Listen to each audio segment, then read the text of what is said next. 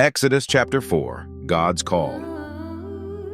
Welcome back to Bible Breakdowns. Today we're diving into Exodus chapter 4, where Moses continues to wrestle with God's call, and God shows his power and patience. Let's jump in. After God lays out the mission, Moses has concerns. His first question, what if they don't believe me or listen to me? God responds by giving Moses 3 miraculous signs to prove he's with him. Sign 1. God tells Moses to throw his staff on the ground. It turns into a snake. Then God says, pick it up by the tail. Scary much? Moses obeys, and it turns back into a staff. Sign 2. God tells Moses to put his hand inside his cloak. When he pulls it out, it's covered in leprosy.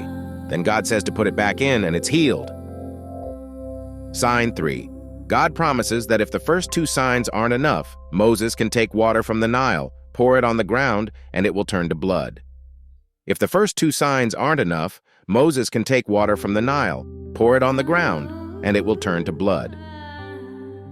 But Moses still hesitates. He says, Lord, I'm not eloquent. I've never been good at speaking. God answers, who gave human beings their mouths? Who makes them deaf or mute? Who gives sight or makes them blind? Is it not I, the Lord? Now go.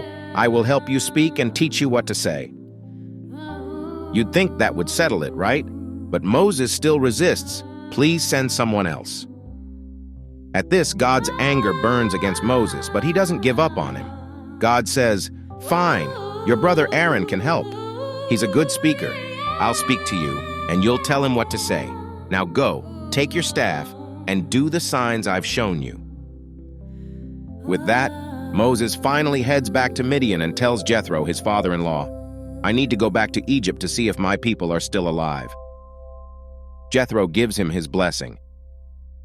On the journey back to Egypt, something strange happens. The Lord confronts Moses and seeks to kill him. Why? Moses hasn't circumcised his son, breaking God's covenant with Abraham. But Zipporah, Moses' wife, steps in, circumcises their son, and resolves the situation. This moment reminds us that obedience to God is crucial. Meanwhile, God tells Aaron to meet Moses in the wilderness. The brothers reunite, and Moses shares everything God told him. Together they go to Egypt, gather the elders of Israel, and perform the signs.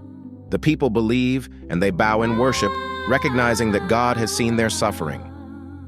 Exodus 4 shows us that God is patient with our doubts, but expects our obedience. Moses didn't feel qualified, but God reminded him and reminds us that he equips those he calls. Next time in Exodus 5, Moses and Aaron confront Pharaoh for the first time. Spoiler, it doesn't go smoothly. Stay tuned for more Bible breakdowns.